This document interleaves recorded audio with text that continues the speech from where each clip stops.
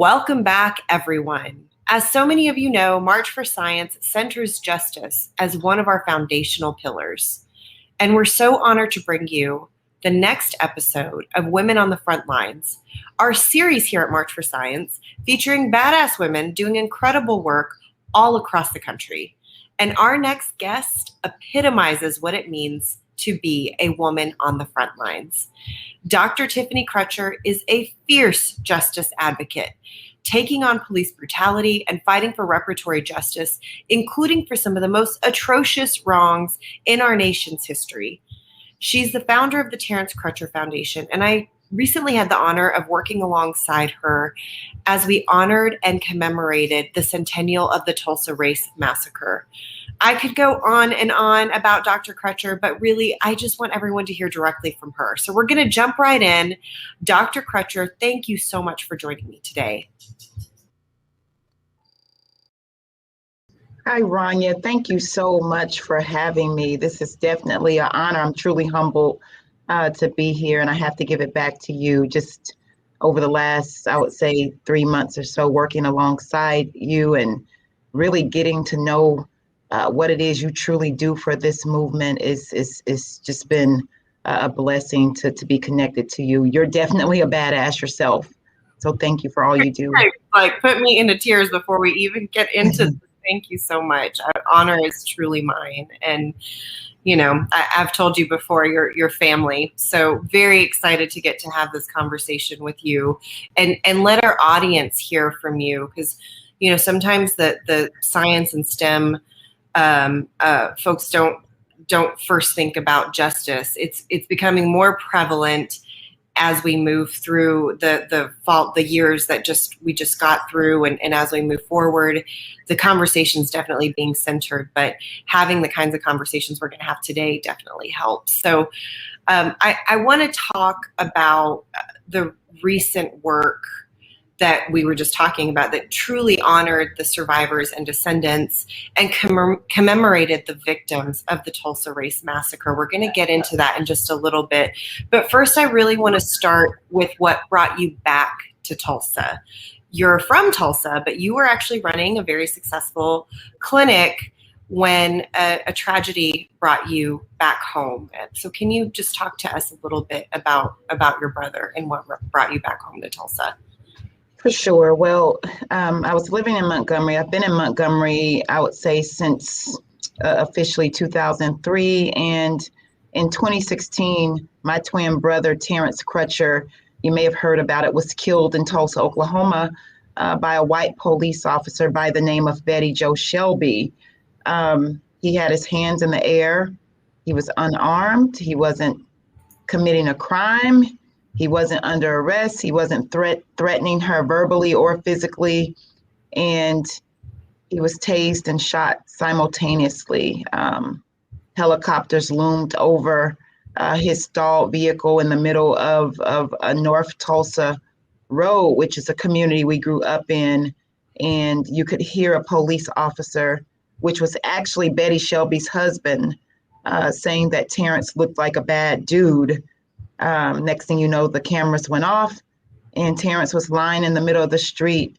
Not one officer stopped to check on him or render first aid. They actually trampled over him, Rania, and went to go check on Betty Shelby to see if she was okay. And Terrence took his last breath alone. I got a call. It was a Friday night. I was headed to dinner in Montgomery, Alabama, and my cousin called and asked me when was the last time I called home, and she told me that I need to call home, and I finally got her to spit out that Terrence had been shot and killed. And I was on the next plane smoking the next morning and got to the house, and my mom and dad were devastated. Homicide detectives were at our house, and I went on the record saying, hey, we need the video released immediately. And we saw that video, and it was quite the opposite of what the police spokesperson stated. They stated that he was belligerent. He wasn't following commands. But when the world saw that video, in fact, he didn't deserve to die. And a week later, for the first time in the history of Tulsa, a police officer was indicted on first-degree manslaughter charges. Fast forward, she was acquitted in May of 2017, and that night I made a declaration to the world that I would not rest, because throughout that trial, we saw where witnesses were turned away. We saw a lot of misconduct. We saw a lot of cover-up. And I said I would not rest until I transformed policing, not just in the city of Tulsa, but across this country. And 5 years later, I'm still trying to honor that promise. And it's so sad and unfortunate, but your story is not unique. We are seeing this. I mean, I know it's not daily, but almost daily. And these are the stories that we know. You know, the cover-ups and the hiding of video and I'm just going to say the lies. They're flat out lying about what's happening. And so many of us remember watching your brother backing away, hands in the air with that helicopter up there. I mean, we saw it. We saw it with our own eyes, and it's just like the epitome of gaslighting, right? Oh, no, that's not what you saw. But no, we did. We saw, and we keep seeing it. And we talked about this in Tulsa a bit, this growing club that you are now a part of, and it's devastating. And I was talking to somebody yesterday, just thinking, I want to believe that I would be as strong, but I would also could crawl under the covers and never come out. But you haven't done that, and I just have to say thank you, because your voice and your passion and your just fierceness moving through every single day is incredible. Thank you so much. And you are on the front lines. I mean, absolutely. Like you said, you made that declaration, and boy, have you stuck to it. And just with no rest oftentimes, and taking a lot of incoming, and somehow to keep pushing and fighting and moving forward. And I got to spend a little bit of time with your dad, who's so incredible. And you mentioned him being a source of strength and inspiration. And after seeing you both together, I see where you get it from. I mean, it's beautiful. Father's Day's around the corner. I'd love for you to just talk to us a little bit about your dad and anyone or anything else that continues to sort of keep giving you the courage that you have to keep moving forward. Absolutely. Well, I feel that my dad is a saint, and just talking about my dad makes me cry, because he's been through so much. Just recently, he lost my mom, his wife of 51 years, to COVID-19. And he blames himself a lot of the times. He said, I protected her for 51 years, but couldn't protect her from COVID. And it's not his fault at all. But, when you're Black in America and you're dealing with this fight for justice and for police accountability, we believe that we were in the middle of a double pandemic, fighting systemic racism, fighting racially biased policing, and then trying to keep Black communities across this nation alive because of COVID-19. And unfortunately, my mom was one of those victims and lost that battle. And so, I hurt for him, but and I don't say this because he's my father, but my dad is a cut above the rest. I've never seen someone truly epitomize what love actually is. He's a minister, an ordained minister, has a master's of divinity, and a few hours away from his doctorate of theology, human relations degree, master's degree from the University of Oklahoma, a sociology degree from Langston University. I mean, my dad is everything, but he practiced what he preaches. And when I think of my dad, Joe, I think of Job in the Bible when he lost everything, his family. My dad lost his second born son to crib death at the age of 4 months. It was before Terrence and I, 2 years before Terrence and I were born. He lost his first grandson to gun violence. He was hit 36 times with the AR-15. He was 16 years old. And he didn't make it. It was a strict case of mistaken identity. He was leaving church, my nephew was, Donovan. Then my dad lost his firstborn son, my oldest brother, Joey, to stage 4 colon cancer a little bit less than 2 years before then. Terrence, his third-born boy, was killed at the hands of police violence.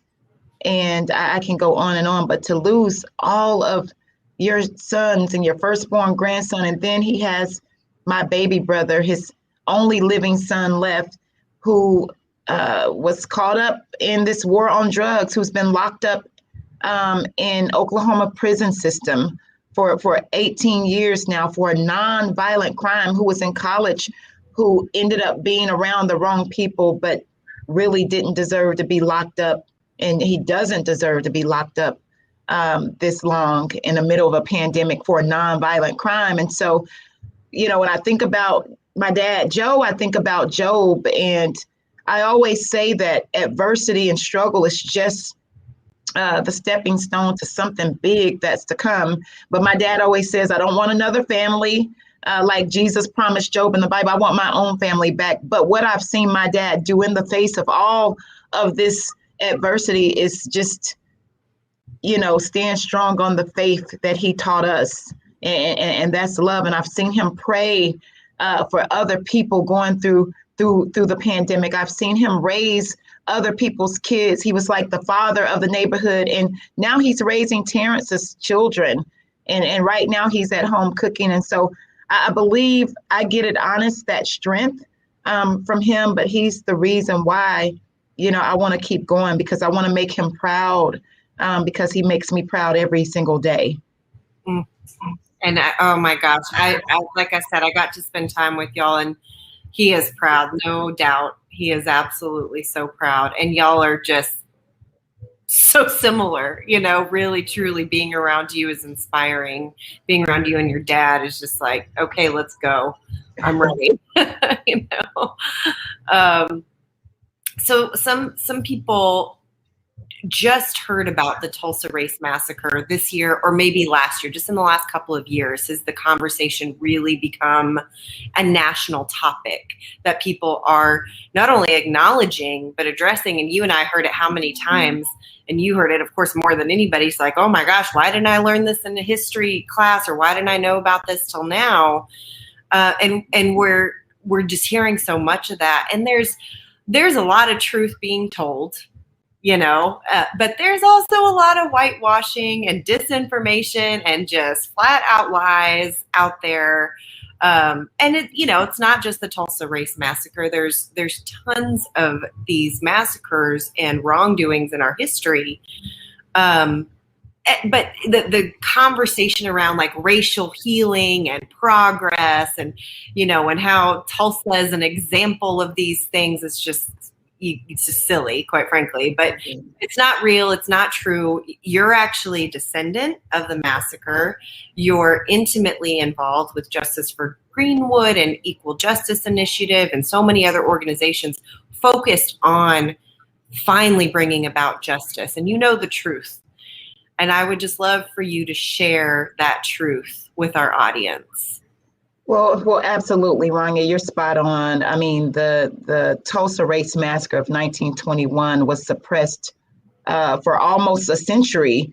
To be honest, I didn't learn about it at all. And I went to some of the best schools. I went to Carver Junior High, which is right on Greenwood. I went to Booker T. Washington High School, which was on Greenwood during the massacre. It didn't get burnt down, but now it's been moved to another location.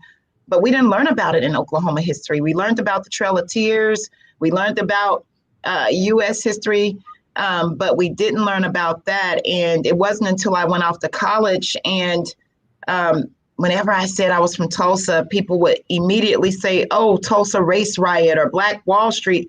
And I had no clue. I was really ashamed. And so after the third time, Rania, I went home and asked my dad, what are they talking about? And that's when he shared with me that his grandmother, my great grandmother, Rebecca Brown Crutcher, survived that atrocity, that massacre. She had to jump on the back of a truck, a wagon, and flee for her life. And I'm so grateful that she survived. But I was just too young to even think to ask questions and to sit at her feet, or to ask my grandmother questions before she died, about what happened and when. And so there was truly a conspiracy of silence, because when my great grandmother told my father what happened, she whispered to him. She was that afraid to say something about it. They kept it in. They internalized it because of white supremacy, because of those tactics. They said, if you all ever say anything about it, guess what? You'll be next. And so they were silent and remained silent so they could live. And so it wasn't until, I would say, the late 80s, 90s that you started to hear about it. Again, there was a commission established by former state senator Don Ross and Maxine Horner, and they wanted to explore and research and figure out how we could get this story out to the world and how we could atone for it. And they actually put out 4 recommendations, one of them being reparations for the survivors and their descendants, and to build a memorial and to give scholarships for descendants of survivors, and of course to get some of our land back. And none of those recommendations have been met whatsoever. And I just want to add more to it, because you talk about the whitewashing and the dumbing down and pretending our way to peace and reconciliation. But just recently, our Governor Stitt, signed House Bill 1775 into law, pretty much stating that critical race theory can't be taught in our schools. What does that mean? You know, I don't know what that means, but he also, and it was insulting, he used words from the late Martin Luther King stating that we shouldn't be judged by the color of our skin, but by the content of our character, and white children shouldn't be labeled as oppressors, and so on and so forth. And I just think, again, that is so insulting when children that look like me, Black kids, we've had to learn about slavery, and we have to deal with oppressive systems every single day. And this is just another way through policy to keep us silent and to suppress what happened. And what that does, it hinders that pathway or that journey to healing and reconciliation. Quite frankly, this bill is antithetical to that process. So you can't pretend and say that Tulsa, Oklahoma is leading the nation in racial healing when you don't want to simply acknowledge that not just 100 years ago, but to this day, there is systemic racism and oppressive systems that are still keeping Black communities in a situation that are still, these systems are still neglecting North Tulsa from South Tulsa. Our children's life expectancy, if you're a Black child or if you live in a specific zip code, on the opposite side of the tracks, is 11 years less than a kid's life expectancy if you live in South Tulsa, which is predominantly white. Our schools are under-resourced, and our schools are school-to-prison pipelines, and we live in a food desert. So to pretend that Tulsa, Oklahoma is leading the nation in racial healing is simply not true. And I can speak for my family, where generational trauma, Rania, reverberates through our history, with the burning down of my grandmother's community, with the killing of my twin brother, with my mother dying of COVID-19, and so on and so forth. And we have had no justice. Qualified immunity has kept our case on a judge's desk, Terrence's case on a judge, since 2017 because of this doctrine. And so, yes, you're right. I've been on the front lines of this fight for Greenwood, this fight for police accountability, the fight for the Black community, the fight for educational resources, anything injustice, because Martin Luther King said, a threat to justice anywhere is a threat to justice everywhere. I don't care what color you are. We have to challenge these oppressive systems that keep certain segments of the community behind, and those are BIPOC communities. Absolutely. Oh my, and that was the, you know, it is interesting to watch some of the interviews and things like that, where they're talking about exactly just what we're talking about, the racial healing, all these things. Meanwhile, they built it literally interstate through the Greenwood neighborhood. Right. They built a satellite campus on top of the ground and a baseball field. I mean, and it's just like, and they point to those things as progress, not addressing the fact that Black people don't own land in Greenwood. Not addressing the fact that there are these discrepancies in education and life expectancy and jobs and all of these things. It's truly incredible. And again, Tulsa is such a blatant example, but we see it all over the country. And that, which actually kind of leads me to the next thing you and I have talked about, and we keep coming back to this incredible community that y'all have in Greenwood and across the city of Tulsa. This is just the beginning. And you talked about all these different things. The work is so far from over. Juneteenth is just a couple of days away. You're helping with some really important events in Tulsa, and it's not over after Juneteenth either. But can you tell our folks a little bit about what y'all have planned, and who you're working with, and where people can find more information about what you have going on for Juneteenth? Absolutely. Well, we're still on a high. I think the momentum is very strong coming off of the 100-year anniversary with the Black Wall Street Legacy Fest.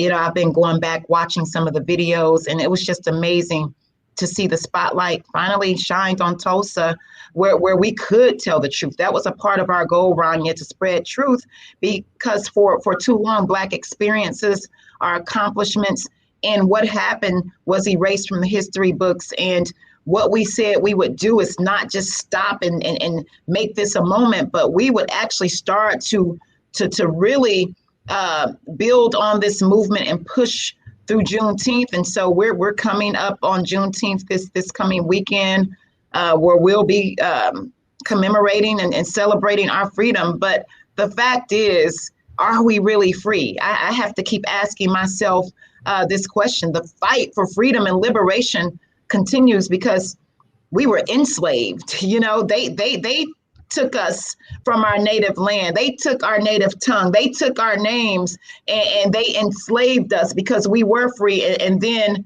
of course, that same system had to free us. But this same system, the same policy violence, the same state-sanctioned violence, the redlining, is still, as you stated, blatant right here in Tulsa, Oklahoma, in the state of Oklahoma. We're the top incarcerator in the world. We incarcerate more women than anybody in the world, and Black people are disproportionately impacted by this carceral state in Oklahoma. And so are we really free? And so for me, Juneteenth is simply to continue our rally cry for freedom and liberation. And we have to use the momentum that we've built, the collective power, the collective voice, to keep fighting and chopping down the trees of systemic racism every single day. Because if it happens to one of us, it happens to all of us. And Black communities across this country are dealing with vicarious trauma from George Floyd, from Breonna Taylor, from Terrence Crutcher, from Ahmaud Arbery. And when will it stop? And so, hey, we're going to keep going to the State House. We're going to keep going to the United States Congress and pressing the issues of policing, pressing the issues of HR 40 and reparations. And if we can get it right in Tulsa, because I believe that Tulsa is the microcosm of what's happening across this country, we can get it right everywhere. And so Juneteenth, we'll be commemorating, we'll be honoring, we'll keep this movement alive. But we have another powerful lineup. Justice for Greenwood will be on the stage, educating people on how they can get involved. We'll be registering people to vote, because we know we have to start now. And so I'm happy to be a part of it and to help out and play my small role. TulsaJuneteenth.org, and we'll drop that into the chat. Absolutely. But yes, it's going to be incredible, as is everything that you touch. So thank you so much for just continuing on. And as we've said, we are here with you and alongside you every step of the way. We're going to jump into a question that we ask every woman on the front lines, and that is, what advice would you give your 13-year-old self? What advice would I give my 13-year-old self? Well, I'm sure that a lot of 13-year-olds had the same teachers in middle school where they told us that the sky is the limit. And so I would push back against my 13-year-old self and tell Tiffany at the age of 13 that the sky is no longer the limit. It's just the beginning of another level. I have to repeat that. The sky, Tiffany, is no longer the limit. It's just the beginning of a new level.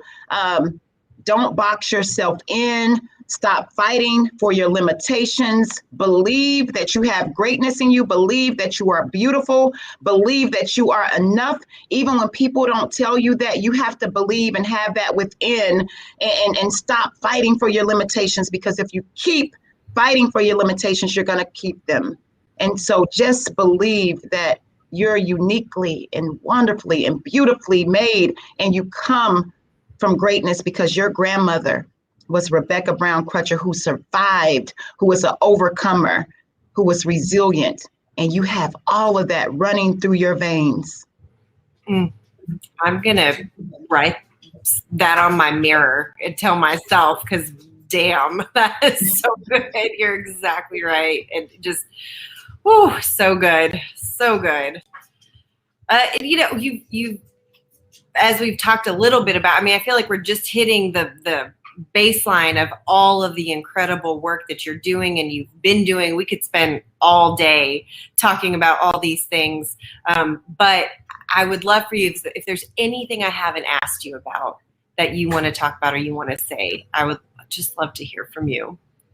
Absolutely. Well, first of all, again, Rania, the work that you're doing is simply amazing. I mean, just to be in community with you and to have you here in Tulsa, working alongside of you, and for you to be in this fight to help us amplify and elevate our voice. I just can't say thank you enough, but I want to always make sure that I keep Terrence Crutcher's name alive, because his last words to me were, God is going to get the glory out of my life. And I believe that this fight for justice is living proof. I believe that this fight for HR 40 and reparations for Tulsa is living proof.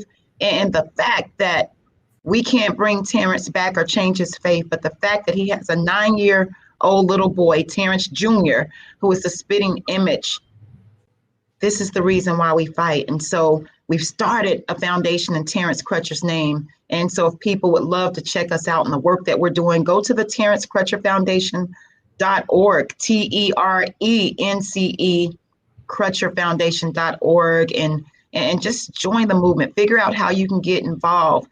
No role is too big or small, because we all need each of us, and each of us needs all of us. Yes. Yeah. Thank you so much, Dr. Crutcher, for all of your incredible and imperative work that you are doing tirelessly. Tirelessly doesn't even cover it. And thank you for spending some time with us today. It means the world to me, and I know our audience is going to learn so much from you. And thank you so much for everybody who's tuning in. Please remember to check out some of the amazing work that Dr. Crutcher is doing, TerrenceCrutcherFoundation.org, also BlackWallStreetLegacyFest.com. And remember, TerrenceCrutcherFoundation.org. Terrence is TERENCE. Until next time.